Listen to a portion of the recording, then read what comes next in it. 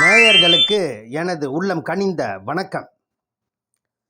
Sir, இந்த உலகத்தில் எத்தனை பேருக்கு சார் திருமண வாழ்க்கை அற்புதமாக அழகாக இருக்குது?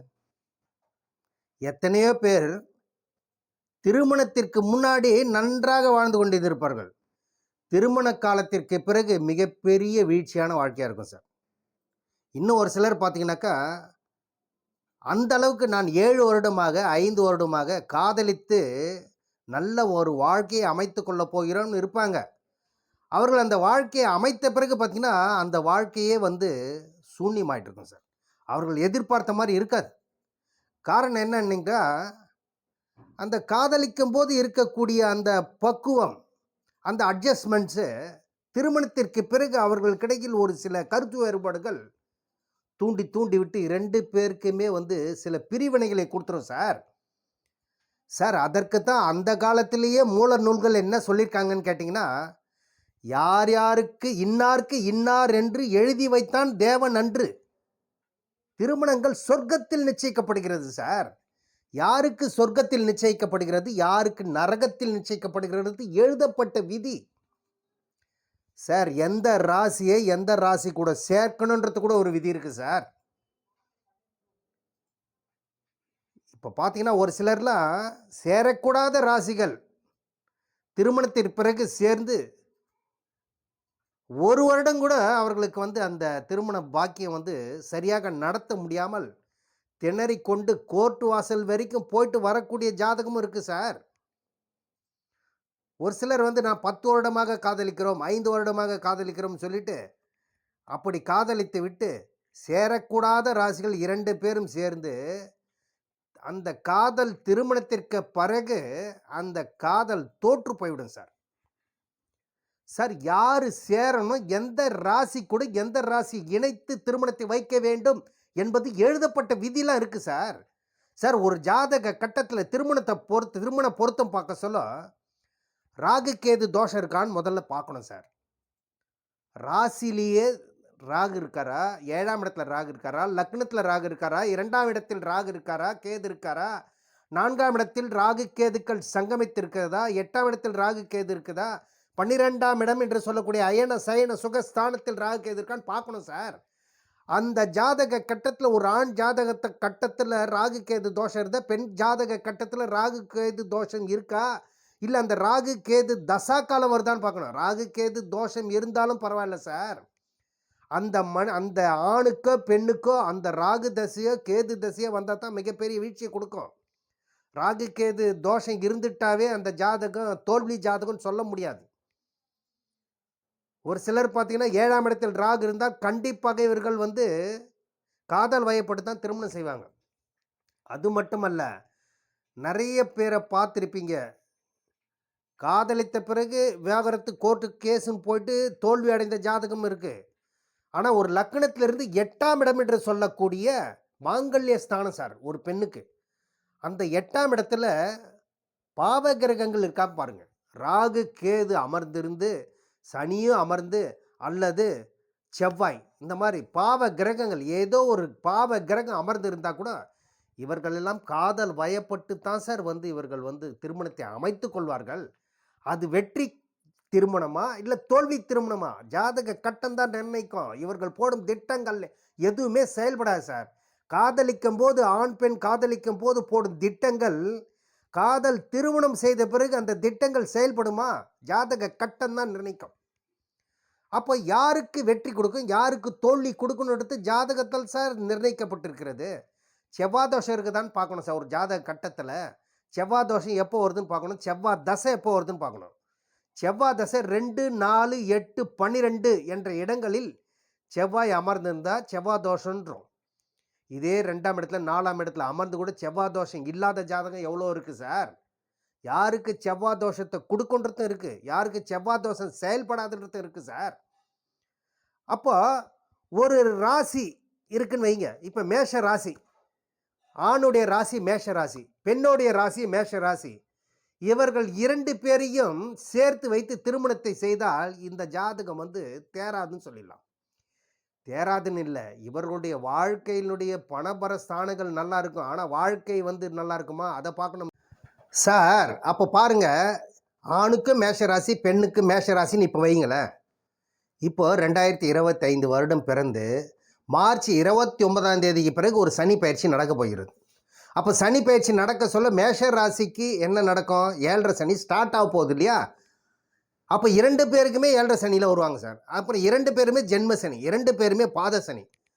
ஒரு வீட்டில் ஒரு 7.5 சனி நடந்தாவே சமாளிக்க முடியாது சார். கணவன் மனைவி 2 பேருக்குமே 7.5 சனி நடந்தா இவர்கள் எப்படி நன்றாக இருப்பார்கள்?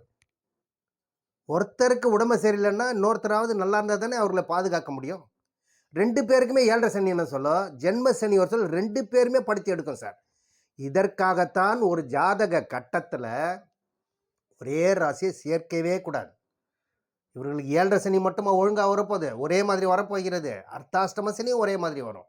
2 பேருக்கும் ஒரே சமயத்தில் அர்த்தாஷ்டம சனி, ஒரே சமயத்தில் கண்ட சனி, ஒரே சமயத்தில் அஷ்டம சனி, ஒரே சமயத்தில் 7.5 சனி எல்லாம் கொடுத்து படுத்தி எடுத்து சின்னபின்னமாக்காம விடாது சார். அதனால தான் ஒரு ஆணுக்கு ஒரு பெண்ணுக்கு ராசியை கரெக்டாக பார்த்து திருமணத்தை வைக்கணும்.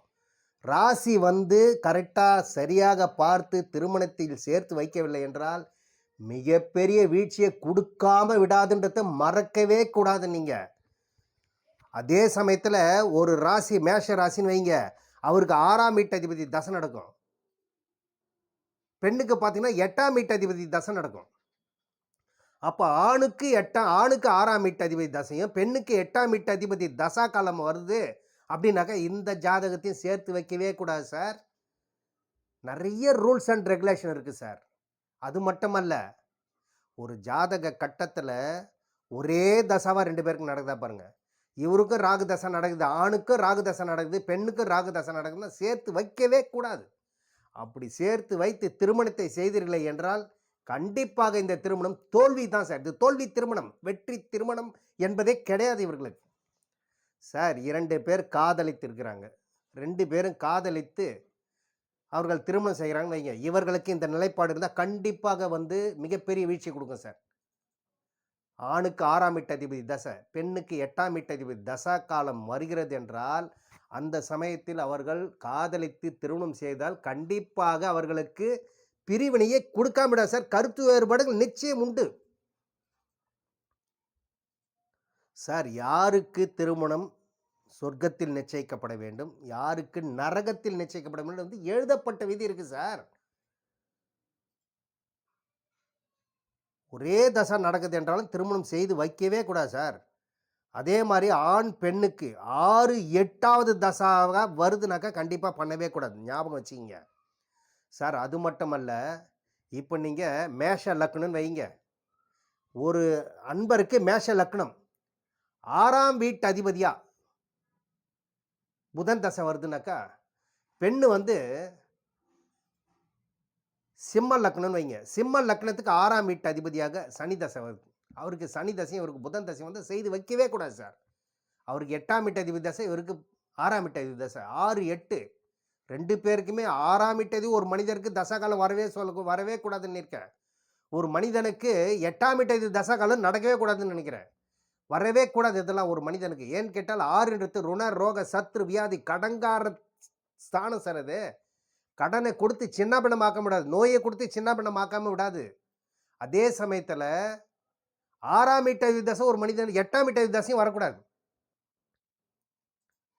8ஆம் வீட்டு தசைனாக்கா எப்படி? 8ஆம் வீட்டு அதிபதினாக்கா பாருங்கள், இப்போ சிம்ம லக்னத்திற்கு 8ஆம் வீட்டு அதிபதி தசையாக குரு தசை வருதுன்னு வைங்க, மிகப்பெரிய வீழ்ச்சியை கொடுக்கும் சார். மன்னவன் பொன்னவன் நல்லவன் சொல்கிறோம் இல்லையா, சிம்ம லக்னத்திற்கு கண்டிப்பாக வீழ்ச்சி கொடுக்காம விடாது. அப்போ 8ன்றது வீண் வம்பு வழக்கு அசிங்க அவமானம் கோர்ட்டு கேஸு போலீஸ் ஸ்டேஷன் எல்லாம் ஏறாமல் போக மாட்டாங்க சார் இவங்க. ஆணுக்கு 6ஆம் வீட்டு தசை, பெண்ணுக்கு 8ஆம் வீட்டு தசைனா கண்டிப்பாக இவர்கள் ஏதோ ஒரு விதத்தில் கோர்ட்டு படியோ போலீஸ் ஸ்டேஷனை டச் பண்ணாமல் இவங்க வாழ்க்கை போவாது சார். நான் எழுதி சொல்கிறேன் சார் இது. நான் அதற்கடுத்து இப்போ நீங்கள் மேஷ ராசின்னு வைங்க, ஆணுக்கு மேஷ ராசி, பெண்ணோட ராசி கன்னி ராசியாக வருது, சேர்க்கவே கூடாது. மேஷ ராசிக்கு மேஷ ராசிக்கு மிதுன ராசியும் ஆகாது, கன்னி ராசியும் ஆகாது. அதே சமயத்தில் இந்த மேஷ ராசிக்கு விருச்சிக ராசியும் சேர்த்து வைக்கக்கூடாது சார். மேஷ ராசிக்கு 6ஆம் வீட்டு அதிபதியாக அந்த கன்னி ராசி வருவார், ஆண் மேஷ ராசியாகவோ பெண் மேஷ ராசியாக இருந்து ஆண் கன்னி ராசியாகவோ பெண் கன்னி ராசியாகவோ இருந்தால் கண்டிப்பாக இவர்களுக்கு சேர்த்து வைக்கக்கூடாது. விருச்சிக ராசி இவர்களுக்கு மேஷ ராசிக்கு ஒத்து வராது. இதெல்லாம் எழுதப்பட்ட ரூல் சார். அதற்கடுத்து நீங்கள் ரிஷப ராசியாக இருக்கீங்கன்னு வைங்க, இவர்களுக்கு அந்த துலா ராசி ஆகாது சார். ஆனால் துலா ராசி ஒரே சேம் ராசின்னு சொல்லுவாங்க. இருந்தாலும் சில நிலைப்பாடுகள் வீழ்ச்சியை தான் சார் கொடுத்துருக்கு நான் பார்த்த வரையில். ஆனால் இதை விட ரொம்ப மோசமான ராசி எதுன்னு கேட்டிங்கன்னா ரிஷப ராசிக்கு தனுசு ராசி. நீங்கள் ரிஷப ராசியாக இருந்து தனுசு ராசியை மேரேஜ் பண்ணிங்கனாக்கா உங்கள் வாழ்க்கை கண்டிப்பாக மிகப்பெரிய அளவில் அவமானத்தை கொடுக்காம போகாது சார்.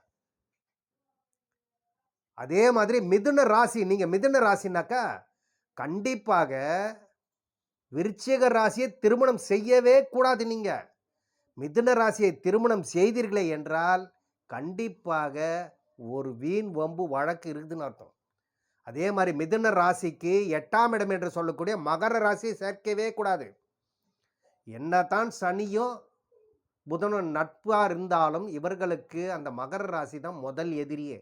அதே மாதிரி மிதுன ராசிக்கு முதல் தரமான எதிரி யாருன்னு கேட்டிங்கன்னா விருச்சிக ராசி தான்.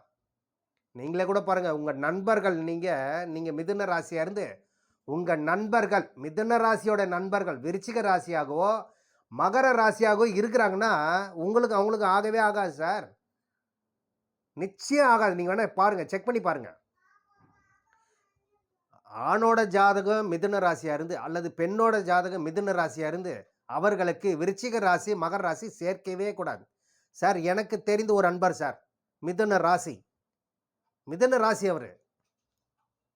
அவர் போயிட்டு விருச்சிக ராசியை திருமணம் செய்யலாமான்னு என்கிட்ட கேட்குறாங்க. யார்? அவருடைய தாய் தந்தையர் அவருடைய ஜாதகத்தை எடுத்து கேட்குறாங்க.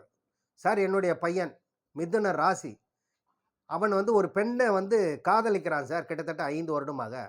அவர் இந்த பெண்ணோட ஜாதகம் என்னன்னு பார்த்தா விருச்சிக ராசி. சேர்த்து வைக்கவே கூடாது, இது மிகப்பெரிய வீழ்ச்சியை கொடுக்கும், ஞாபகம் வச்சுக்கின்னு சொல்லி அனுப்புகிறேன். ஆனால் அவர்கள் கேட்டாங்களே தவிர அதை செயல்படுத்தவே இல்லை சார். ஏன்னு கேட்டிங்கன்னா அவர்கள் 5 வருடம் 6 வருடமாக நிலைத்த காதல் நீடித்த காதல் சொல்லி அந்த அளவுக்கு நகைய சதயமாக காதலித்து கொண்டிருக்கிறார்கள் அப்படின்னு சொல்லிட்டு பேச்சை கேட்காம போய் அவங்க திருமணத்தை நடத்தி வைத்தார்கள் சார். எண்ணி 6 மாதம் கூட இல்லை சார். எனக்கு தெரிஞ்சு அந்த திருமணம் தோல்வி திருமணமாக அடைந்தது. தோல்வி திருமணம் அவர்களுக்கு. ஏனென்றால் அவர்கள் 2 பேருக்குமே அண்டர்ஸ்டாண்டிங், கருத்து வேறுபாடு அடுத்த 6 மாதத்துக்குள்ளே நான் வேணாவே வேணாம், அந்த பையன் எனக்கு வேணாம், இந்த பெண் அப்படின்னு சொல்லிட்டு 2 பேருமே ஒத்த காலில் நிற்கிறாங்க சார். இதெல்லாம் எழுதப்பட்ட ரூல் சார். இதெல்லாம் மாற்றவே முடியாது. ஜாதகத்தை வேணால் நீங்கள் ஜோதிடர்கிட்ட ஜோதிடர் சொல்கிறத வேணால் நீங்கள் மறுப்பு தெரிவித்து போகலாம். ஆனால் ஜோதிடம் உண்மை. இதில் எந்தெந்த ராசி இணைக்கணும், எந்த ராசி சேர்க்கக்கூடாது, எந்த ராசி சேர்க்கலான்றது விதி இருக்குது சார். அதற்கடுத்து நீங்கள் கடக ராசின்னு வைங்க. கடக ராசிக்கு முதல் தரமான எதிரி யார் தெரியுங்களா? அந்த கும்பராசி. கும்பராசி சேர்க்கவே கூடாது சார். அது மட்டும் இல்லை, கடக ராசிக்கு மகர ராசியும் சேர்க்கக்கூடாது. அதற்கடுத்து மிதுன ராசியும் சேர்க்கக்கூடாது சார். இந்த 3 ராசிகள் கண்டிப்பாக ஆணாக இருந்தாலும் பெண்ணாக இருந்தாலும் உங்களுடைய திருமணத்தில் சேர்க்கவே கூடாத ராசிகள். இதெல்லாம் உங்கள் திருமண துணையாக வரவே கூடாது. துணையாக கணவரோ மனைவியோ வரவே கூடாது. நீங்கள் ஆணாக கடகராசியாக இருந்தால் உங்களுடைய மனைவி மகர ராசியாகோ கும்பராசியாகோ மிதுன ராசியாக வரவே கூடாது. வந்தால் வாழ்க்கை சூன்யமாகும். வாழ்க்கையில் பல பிரச்சனைகளை தூண்டிவிடும், அவமானங்களை தூண்டிவிடும். குடும்பத்தில் சலசலப்புகள் கண்டிப்பாக இருக்கும் சார். நீங்கள் நோட் பண்ணி பாருங்கள். எத்தனை பேர் கடகராசி மகர ராசி கும்பராசி மிதுன ராசி திருமணம் செய்தவர்கள் எத்தனை பேர் ஜெயிச்சு இருக்கிறாங்கன்னு பாருங்கள். இது வெற்றி திருமணம் அல்ல, தோல்வி திருமணம் தான் என்று எழுதி சொல்லிடலாம். அதற்கடுத்து நீங்கள் சிம்ம ராசின்னு வைங்க. கண்டிப்பாக உங்களுக்கு சேர்க்கவே கூடாத ராசி மகர ராசி. அதற்கடுத்து கும்ப ராசி. அதற்கடுத்து மீன ராசி. சிம்ம ராசிக்கு ஆகவே ஆகாது சார். மகர ராசி முதல் தரமான எதிரி. ஏனென்றால் சிம்ம ராசி அதிபதி சூரியன், மகர ராசி அதிபதி சனி பகவான். அதே மாதிரி அந்த சிம்ம ராசிக்கு 7ஆம் வீட்டு அதிபதியா யார் வருவாரு? கும்ப ராசியா வரும். அந்த கும்ப ராசி அதிபதி சனி பகவான். சிம்ம ராசி அதிபதியா சூரியன் வருவார். அப்போ சூரியனும் சனியும் முதல் தரமான எதிரி சார். இவர்களுக்கெல்லாம் எப்படி சேர்த்து வைத்தால் வந்து எலியும் பூனையுமா தான் இருப்பாங்க. இவர்கள் எல்லாம் வாழ்க்கையில் ஜெயிக்கவே முடியாது. திருமணம் வந்து கண்டிப்பாக தோல்வி திருமணம் தான்ன்றது அடித்து சொல்லிடலாம். அதே மாதிரி 8ஆம் வீட்டு அதிபதியா குரு வருவார். குரு இவர்களுக்கு வந்து பார்த்தீங்கன்னா 8ஆம் வீட்டு அதிபதி வீண் வம்பு வழக்கு இல்லை கண்டிப்பாக வந்து கடன் தொல்லையில் கண்டிப்பாக மாட்டுவாங்க சார் இவங்க. சிம்ம ராசியை மீன ராசி கூட சேர்த்து வைத்தா கூட மிகப்பெரிய வீழ்ச்சி கொடுக்கும் சார். நான் இதெல்லாம் நிறைய ஜாதகங்களில் பார்த்துருக்கேன், நிறைய சொல்லியிருக்கேன். ஆனால் கேட்காமல் போய் இதில் போய் விழுந்து எழுந்து வந்து எப்போ அடுத்த திருமணத்துக்காக உட்காடுறாங்க. அடுத்து நீங்கள் தான் சொல்லணும், உங்கள் வாயால் சொல்லுங்கள், அடுத்த திருமணம் ஜெயிக்குமா, 2வது திருமணம் ஜெயிக்குமான்னு பார்க்குறாங்க. ஏனென்றால் அவர்களுக்கு பாருங்கள் 11ஆம் இடம் பலம் பெற்றிருக்கும் சார். 11ஆம் இடம் பலம் பெற்று கூடவே ராகு அமர்ந்திருப்பாங்க. அப்படி அமர சொல்ல இவர்களெல்லாம் முதல் வாழ்க்கை தோல்வியுற்று 2வது திருமணம் தான் வெற்றி திருமணமாக அமையும் சார். யாருக்கு எந்த சமயத்தில் முதல் திருமணம் ஜெயிக்கணும், 2வது திருமணத்தை வந்து தோல்வி திருமணம் கூட இருக்குது ஒரு சிலருது. 2வது திருமணம் தோல்வி அடைந்தது இருக்குது சார். முதல் திருமணம் தோல்வி அடைந்து 2வது திருமணம் ஜெயிக்கணும்னா 11ஆம் வீட்டு பலம் பெற்றிருக்கணும். 7ஆம் வீட்டு நிச்சயமாக இருக்கும். இவர்களெல்லாம் முதல் திருமணம் தோற்கும் அர்த்தம். தோல்வி அடையும். முதல் திருமணம் தோல்வியில் முடியும். அதற்கடுத்து கன்னி ராசியாக நீங்கள் இருந்தால் முதல் தரமான எதிரியே கன்னி ராசிக்கு யாருன்னு கேட்டிங்கன்னா அந்த கும்பராசி தான் சார். அதற்கடுத்து செவ்வாய் மேஷ ராசி சேர்க்கவே கூடாது கன்னி ராசிக்கு. கன்னி ராசிக்கு திருமணத்து பந்தத்தில் நீங்கள் கன்னி ராசியாக இருக்கிறீங்கன்னு வைங்க, உங்களுக்கு கண்டிப்பாக கும்பராசி செட் ஆகாது, மேஷ ராசி செட் ஆகாது. முதல் தரமான எதிரி 2 பேருமே. இன்னும் நிறைய பேர் என்ன பார்த்துக்கிறேன் சார், கன்னி ராசிக்கு அந்த மேஷ ராசியை சேர்த்து திருமணத்தை செய்து வைத்திருக்காங்க. எனக்கு தெரிந்த ஒரு அன்பர் அப்படி தான் ஜாதகத்தை எடுத்துகிட்டு வந்தாங்க. ஐயா, எங்களுடைய உறவுகளுக்குள்ளே அந்த திருமணத்தை நடத்தி வைக்க போகிறோம். 2 பேருமே ஒருத்தருக்கு ஒருத்தர் வந்து விரும்புகிறாங்க. ஆனால் உறவுகள் மூலமாக வந்த சொந்த பந்தம் உறவு விட்டு போயிருக்கக்கூடாது. என்னுடைய மாமா பையன் அத்தை பொண்ணு அப்படின்னு சொல்லிட்டு வந்து கேட்குறாங்க. யாருக்கு? பையனுக்கு வந்து மேஷ ராசி, பெண்ணுக்கு வந்து கன்னி ராசி. ஐயா, கன்னி ராசிக்கு முதல் தரமான எதிரியே இந்த மேஷ ராசி தான். ஏனென்றால் கன்னி ராசியினுடைய அதிபதி புதன், மேஷ ராசியினுடைய அதிபதி யார்? செவ்வாய். 2மே எதிரும் புதிருமான ராசிகள் சார். புதனுக்கு ஆகவே ஆகாத ராசி அந்த செவ்வாய். செவ்வாயும் புதனும் என்னைக்கு சார் ஒன்று சேர்ந்துருக்காங்க? இந்த செவ்வாய்க்கு முதல் தரமான எதிரி புதன், புதனுக்கு முதல் தரமான எதிரி செவ்வாய். ஐயா, இந்த 2 பேருமே சேர்க்கவே சேர்க்காதீர்கள். வேற ஜாதகத்தை பாருங்க. நீங்கள் உறவுகளுக்காக பார்க்காதீங்க. உங்கள் சொந்த பந்தம் விட்டு போயிடக்கூடாதுன்றதுக்காக நீங்கள் பார்க்குறீங்க. சொத்து பத்து ஒன்றுக்குள்ளே ஒன்றுவே முடிந்து விடும் இல்லையா, சொத்து பிரச்சனை வந்தால் கூட.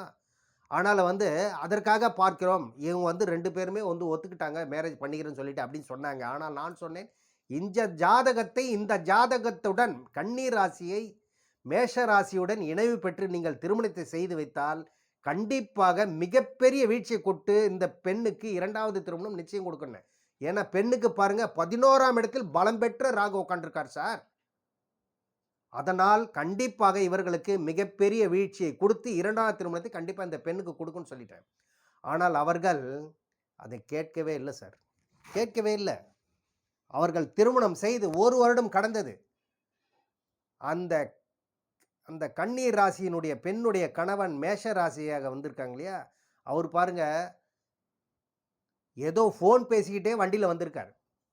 ஃபோன் பேசிக்கிட்டே வண்டியில் வர சொல்ல டர்னிங்கில் விபத்தில் அவர் வந்து இறக்க நேரிடுகிறார் சார். அப்போ இந்த ஜோதிடம் பொய் கிடையாது இல்லையா. அப்போ பாருங்க, இந்த ராசி கூட சேர்க்கக்கூடாது. அதற்கு பிறகு பாருங்க, அந்த கணவன் சேர்க்கக்கூடாத ராசியை சேர்த்து விட்டு அந்த கணவன் துர்மரணம் அடைந்து அடுத்து இந்த பெண்ணுக்கு 2வது திருமணத்தை ஏற்படுத்துகிறது என்பதை மறக்கவே மறக்காதீங்க. ஏனென்றால் 2வது திருமணம் இந்த பெண்ணுக்கு நடக்கப்பட வேண்டும் என்று எழுதப்பட்ட விதி சார். 2வது திருமணம் தான் இந்த பெண்ணுக்கு ஜெயிக்கும். 2வது திருமணம் தான் வெற்றி திருமணமாக அமையும். எந்த ஜாதகம் எந்த ராசி கூட சேர்க்கணும் சேர்க்கக்கூடாதுன்னு விதியை கரெக்டாக பயன்படுத்தி செயல்படுத்துங்கள். உங்கள் பிள்ளைகளுக்கும் கரெக்டாக திருமணத்தை செய்து வையுங்கள் சொல்கிறேன். அதற்கடுத்து நீங்கள் துலா லக்னமாக இருந்தீர்களா, முதல் தரமான எதிரி யார் தெரியுங்களா இவர்களுக்கு? முதல் தரமான எதிரியே அந்த மீன ராசி தான். மீன ராசி திருமணத்தை செய்து வைக்கவே கூடாது சார் இவர்களுக்கு. மீன ராசி செட்டே ஆகாது இவங்களுக்கு. மீன ராசி தான் முதல் தரமான எதிரியே இவர்களுக்கு. மீன ராசி துலா ராசிக்கு செய்து வைத்தீங்களா, மீன ராசியினுடைய அதிபதி குரு, துலா ராசி அதிபதி சுக்கிரன். 2 பேருமே சுப கிரகங்கள் தான். ஆனால் அந்த தன்மை வேறுபடும் சார். அவர்களுடைய ஒரிஜினாலிட்டி வேறுபடும். குரு வந்து அசுர குரு, இரக்க குணம் உள்ளவர். துலா ராசியினுடைய அதிபதி சுக்கிரன், அசுர குரு. இவர் வந்து தன்மை வேற, அப்படியே நேர் ஆப்போசிட். அதாவது சுக்கிரனுடைய எண்ணங்கள் செயல்கள் எல்லாம் என்ன தெரியுங்களா, நீதி நேர்மையெல்லாம் தூக்கி ஓரங்கட்டு, நமக்கு வேண்டியது என்ன அந்த ரூட்டை பிடிப்பாங்க. குரு அப்படி கிடையாது. குரு இரக்க சுபாவம்லாம், நேர் வழியில் தான் போனோம். கெட்ட வழியில் நம்ம பயணிக்கவே கூடாது, கெட்ட வழியில் சம்பாதிக்கவே கூடாது எண்ணம் உடையவர் குரு. சுக்கிரன் அதுக்கு ஆப்போசிட் நேராக இருப்பார். அப்போ இந்த 2 ஜாதகம் சேர்த்து வைத்தாலும் திருமண பந்தம் வந்து கெட்டு குடிச்சிடும் சார். என்னடா அது இப்படி சொல்கிறேன்னு நினைக்காதீங்க. இதுதான் சார் விதி, இதுதான் சார் ரூல். இதெல்லாம் எழுதப்பட்ட ரூல், இதெல்லாம் மாற்றவே முடியாது. அதற்கடுத்து நீங்கள் விருச்சிக ராசின்னு வைங்க. விருச்சிக ராசிக்கு முதல் தரமான எதிரி அந்த மிதுன ராசி. மிதுன ராசி முதல் தரமான எதிரி. அதற்கடுத்து 12வது ராசியும் சேர்க்கக்கூடாது சார், சுக்கிரன். துலாம் ராசியும் சேர்க்கக்கூடாது. அதற்கடுத்து 6ஆம் இடம் என்று சொல்லக்கூடிய மேஷ ராசியும் சேர்க்கக்கூடாது. 6, 8, 12 ஒரு ராசிக்கு சேர்க்கவே கூடாது சார். அதற்கடுத்து தனுசு ராசின்னு வைங்க. நீங்கள் உங்களுடைய தனுசு ராசிக்கு முதல் தரமான படுபாவி யாருன்னு கேட்டிங்கனாக்கா அந்த ரிஷப ராசி தான். ரிஷப ராசி தனுசு ராசிக்கு ஆகவே ஆகாது சார். உங்களுடைய நண்பர்களை கூட நீங்கள் யாராவது செக் பண்ணி பாருங்கள். நீங்கள் தனுசு ராசியாக இருந்து உங்களுடைய நண்பர்கள் யாராவது ரிஷப ராசியாக இருக்காங்கன்னு வைங்களேன், உங்கள் 2 பேருக்குமே ஆகவே ஆகாது சார். செக் பண்ணி பாருங்கள். உங்களுக்கு அவருக்கு வந்து ஏகப்பட்ட பிரச்சனை இருக்கும், ஆகவே ஆகாது. அதற்கடுத்து 12வது ராசியும் சேர்க்கக்கூடாது. அதுக்கடுத்து கடகராசி கூட சேர்க்கக்கூடாது. கடகராசி இவருக்கு நட்பு தான், இருந்தாலும் ஒரு சில நிலைப்பாடுகளில் சில வீழ்ச்சியை கொடுத்து நான் பார்த்துருக்கேன் சார். 6, 8, 12ஆம் இடங்களாக வரக்கூடிய ராசிகளை சேர்க்கவே கூடாது. இதெல்லாம் வீழ்ச்சியை கொடுக்கக்கூடிய ஸ்தானங்கள். அதற்கடுத்து நீங்கள் மகர ராசின்னு வைங்க. மகர ராசிக்கு முதல் தரமான சோகத்தை கொடுக்கக்கூடிய ராசி யாருன்னு கேட்டிங்கன்னா அந்த சிம்ம ராசி தான். மகர ராசி ஆகவே ஆகாத ராசி. ஆனால் இவர்கள்லாம் பார்த்தீங்கன்னா இந்த ராசி மேலே தான் அஃபெக்ஷன் அதிகமாக இருக்கும். ஏன்னா மகர ராசி சனி பகவானுடைய ஆதிக்கம் சார். சிம்ம ராசி யாரு? சிம்ம ராசியினுடைய அதிபதி சூரியன். சனிக்கு சூரியனுக்கு ஒத்தே வராது. அதற்கடுத்து மகர ராசிக்கு முதல் தரமான எதிரி அந்த இவர் வருவார், யார்? மிதுன ராசி. மிதுன ராசி சேர்க்கக்கூடாது, சிம்ம ராசி சேர்க்கக்கூடாது மகர ராசிக்கு. ஏன்னா 6ஆம் வீட்டு அதிபதியாக அந்த மிதுன ராசி வருவார், 8ஆம் வீட்டு அதிபதியாக மகர ராசி வருவார்ன்றதை மறக்கவே மறக்காதீங்க.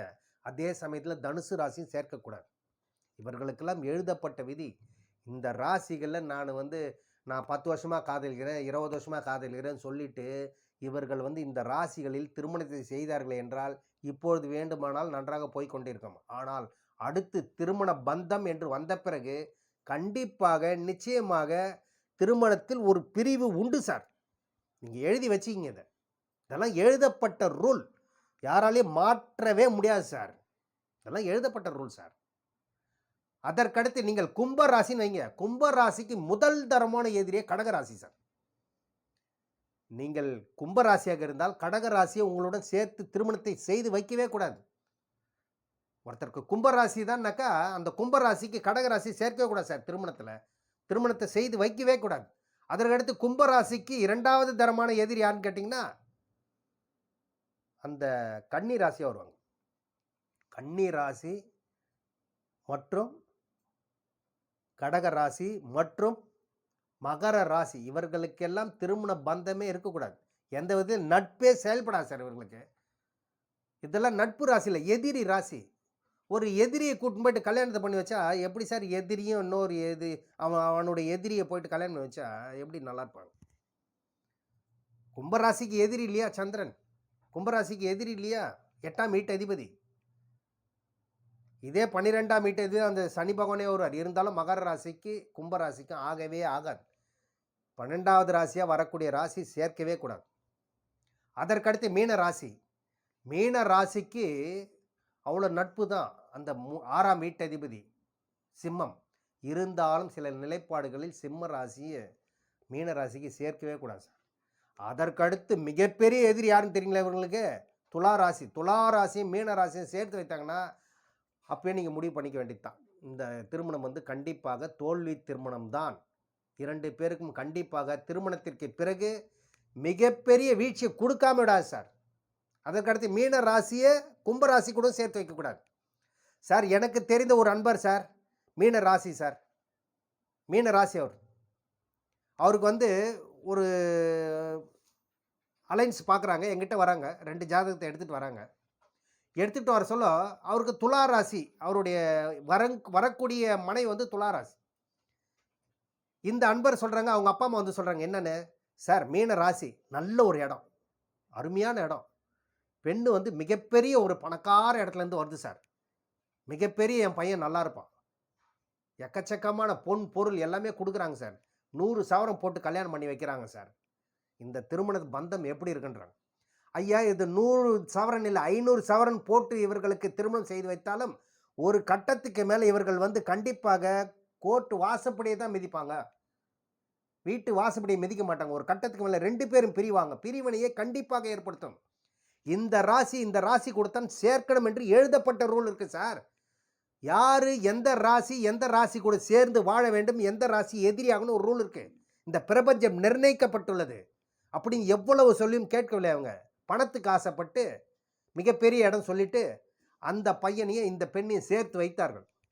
6 மாதம் கூட தாங்கவில்லையா, 6 மாதம் கூட தாங்கவில்லை. அந்த கல்யாண பத்திரிகை தாள் கூட கிழிஞ்சிருக்காது. அந்த மாதிரி சமயத்தில் வந்து 2 பேருமே எனக்கு தேவையே இல்லை இந்த திருமணம் சொல்லி நிற்கிறாங்க. எவ்வளவு சொல்லி கேட்கவில்லை. கேட்காததின் விளைவு ஜோதிடம்ன்றது பொய் கிடையாது. அதை ஏற்றுக்கொள்ளக்கூடிய மனப்பான்மை வேண்டும் சார். ஏற்றுக்கொள்ளவில்லை என்றால் இந்த ராசிக்குடன் இணைக்கக்கூடாது என்றால் இணைக்காமல் நேர்வழியில் போங்க. பணத்தை பார்த்து குணத்தை பார்த்து நீங்கள் போகிறீர்கள் என்றால், நான் 10 வருடமாக காதலித்தேன், 20 வருடமாக காதலித்தேன், 5 வருடமாக நன்றாக இருக்கிறது எங்கள் காதல் அம்பிகா காதல், அமராவதி காதல் சொல்லி போனீங்கன்னு வைங்களேன், இந்த காதலித்து பிறகு வரக்கூடிய காதல் திருமணம் தோர்த்துவிடும். இப்படிப்பட்ட ராசிகளுடன் சேர்க்கவே கூடாதுன்னு எழுதப்பட்ட விதி. யாருக்கு எந்த ராசி கூட சேர்த்து வாழ்க்கையை கொடுக்கணுன்றது இருக்கு சார் பிரபஞ்சம். அந்த ராசி கூட மட்டும்தான் உங்களுடைய வாழ்க்கையை அமைத்து கொள்ள வேண்டும். அப்போ உங்கள் ராசியில் எப்படிப்பட்ட ராசியை சேர்க்கணும்னு கேட்டிங்கன்னா, உங்களுடைய ராசியிலிருந்து 5வது ராசி சேருங்க, 9வது ராசியை சேர்க்கலாம். உங்கள் ராசியிலிருந்து 11ஆம் வீடு எந்த வீடாக வரும் அந்த வீட்டு ராசியை சேர்க்கலாம் சார். அது மட்டுமல்ல, உங்கள் ஜாதக கட்டத்தில் என்ன தசை நடக்குதுன்னு பார்க்கணும், பெண்ணுக்கு என்ன தசை நடக்குதுன்னு பார்க்கணும். 2 பேருக்கும் ஒரே தசை நடக்குதுன்னாக்கா அந்த மாதிரி தசை நடந்தால் சேர்க்கவே கூடாது. எப்படிப்பட்ட கோட்டீஸ்வர பையன் கோட்டீஸ்வர பெண்ணாக இருந்தாலும் சேர்க்கவே கூடாது. ஒரு பையனுக்கு ராக தசை நடக்குதுன்னா பெண்ணுக்கு செவ்வாய் தசை நடக்க சொல்லி எப்படி சார் சேர்ப்பீங்க? சேர்க்கவே கூடாது, சேர்க்கக்கூடாது. ஒருத்தருக்கு புதன் தசை நடக்குது, இன்னொருத்தருக்கு செவ்வாய் தசை நடக்குது, எப்படி சேர்ப்பீங்க? சேர்க்க இதெல்லாம் எதிரி, ஒருத்தருக்கு ஒருத்தர் எதிரி ஸ்தானத்தினுடைய தசாக்கால வரச்சாலும் சேர்க்கவே கூடாது.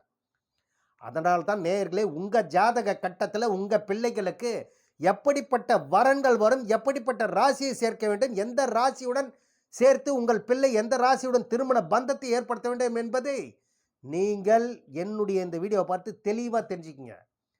எந்த ராசி சேர்க்கணுமோ அந்த ராசிக்குடன் சேர்த்து உங்கள் பிள்ளைகளை சிறப்பான திருமணத்தை அமைத்து கொடுங்கள் தான் நான் கேட்கிறேன். எனவே நேயர்களே, உங்கள் ஜாதகத்தை செக் பண்ணிக்கிங்க. அப்படி செக் பண்ண தெரியவில்லை என்றால் இந்த தரணி ரமேஷ் ராஜை தொடர்பு கொள்ளுங்கள். உங்கள் சந்தேகங்கள் அனைத்தையும் நிச்சயம் நிறைவேற்றி வைப்பார் என்று கூறி விடைபெறுகிறேன். நன்றி, வணக்கம். மேலும் நேயர்களே, இந்த சேனலை பார்த்துவிட்டு சப்ஸ்கிரைப் பண்ணுங்கள், பெல் பட்டனையும் ப்ரெஸ் பண்ணி ஆல் பட்டனையும் ப்ரெஸ் பண்ணுங்கள். அப்பொழுது தான் நான் போடும் வீடியோ உங்களுக்கு உடனுக்குடன் வந்தடையும் என்று கூறி விடைபெறுகிறேன். நன்றி, வணக்கம்.